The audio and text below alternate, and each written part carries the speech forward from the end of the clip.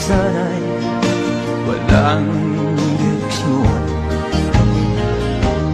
Tila kay lupit-lupit nitong panahon. Huwag kang mawawalan ng pag-asa, kailanman ay di nag-iisa. Huwag kang sumuko, huwag kang manlumo.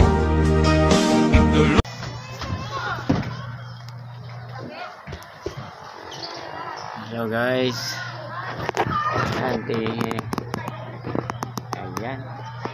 yung naman ang sitwasyon sa baba.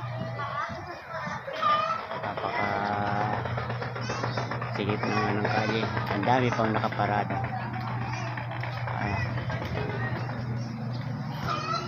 Tara sa labat pa mga kuryente.